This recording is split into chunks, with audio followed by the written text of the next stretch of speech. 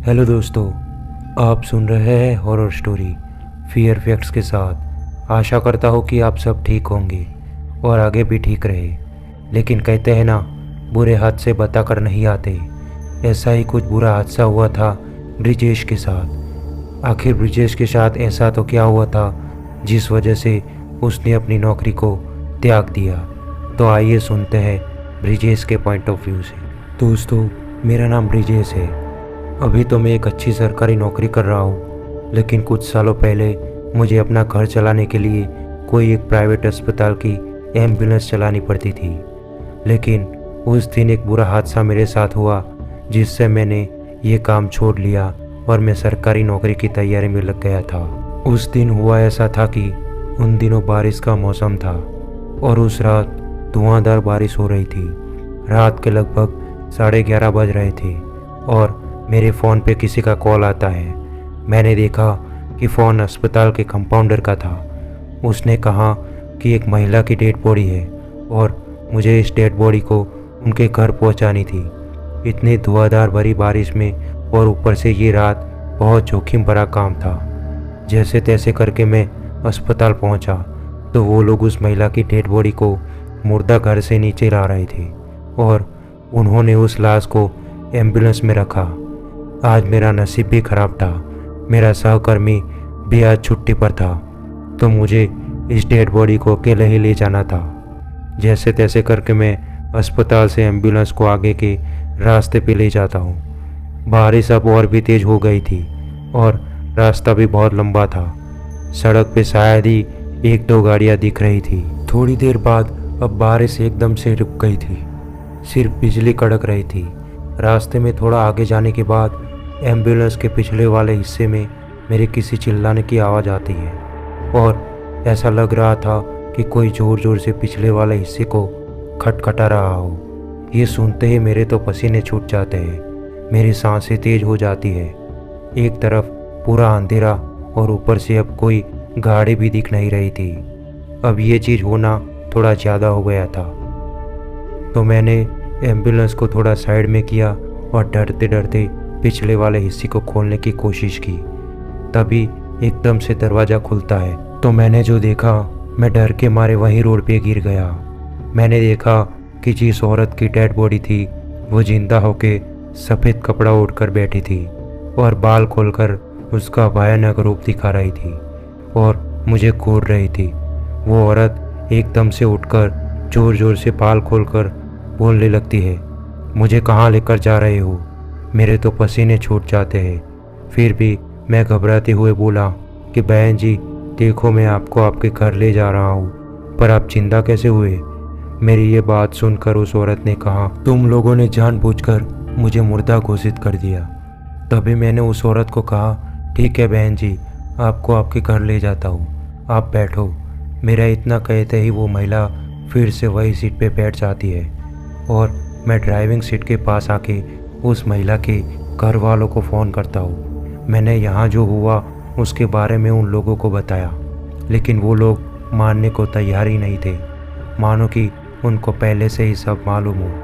फिर उन्होंने कहा, ठीक है तुम वहीं रुको, हम गाड़ी लेकर आते हैं। उतना कहते ही उन लोगों ने फ़ोन काट दिया। फिर थोड़ी देर बाद वो लोग गाड़ी लेकर आते हैं और मुझे कहने लगते हैं, कहाँ है मेरी माँ? गाड़ी में शायद उस औरत के 2 बेटे थे। फिर मैंने उन लोगों के सामने एम्बुलेंस का पीछे का दरवाज़ा खोला तो मैंने देखा कि वो औरत स्ट्रेचर पर लेटी हुई थी। फिर मैंने उस औरत को बहुत उठाने की कोशिश की, लेकिन वो हिल भी नहीं रही थी। मेरा सर चकरा जाता है और अब ज़्यादा डर लगने लगता है। और अब उस औरत के दोनों बेटे मुझे डांटने लगते हैं और बात भी सही थी, उनका डांटना लाजमी था। थोड़ी देर बाद उन्होंने कहा, यहाँ टाइम पास किए बिना जल्दी से डेड बॉडी को घर ले आओ। उतना कहते ही वो दोनों गाड़ी लेकर रवाना हो जाते हैं। अब मैंने भी तुरंत एम्बुलेंस को स्टार्ट किया और आगे जाने लगा। बहुत देर एम्बुलेंस चलाने के बाद मैं उन लोगों के घर पहुंचता हूँ और थोड़ी देर बाद वो डेड बॉडी डिलीवर करके मैं एम्बुलेंस को वापस घुमा देता हूँ। मैंने घड़ी में देखा तो रात के लगभग 2 बज रहे थे। मैं एम्बुलेंस को तेज़ी से चला रहा था। अब भी वो घटना मेरे दिमाग में घूम रही थी और गाड़ी चलाते चलाते मैं कांप भी रहा था।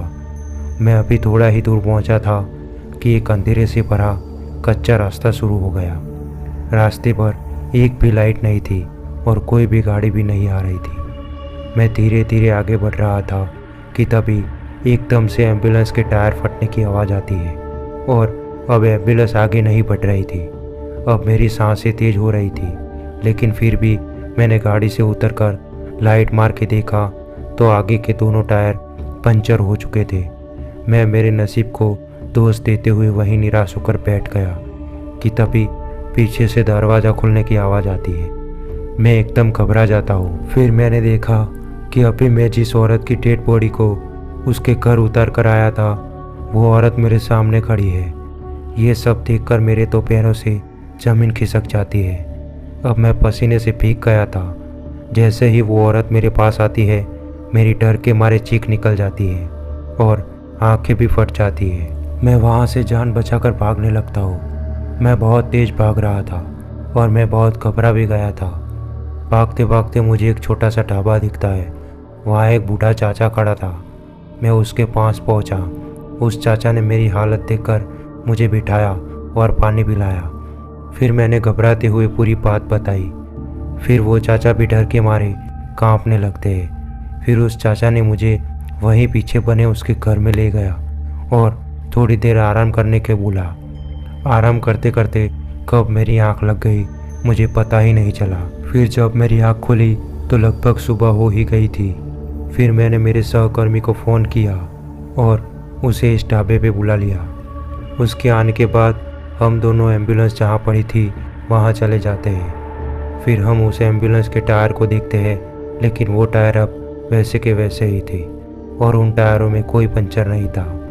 ये देख के मेरा तो सर चकरा जाता है। फिर जब हम वापस आते हैं तब मेरे सहकर्मी ने बताया कि इस रोड में कई अकस्मात होने के कारण कई आत्माओं का वास है। वो यहाँ से गुजरने वाली डेड बॉडी के अंदर घुस के उसको तांडव करवाती है।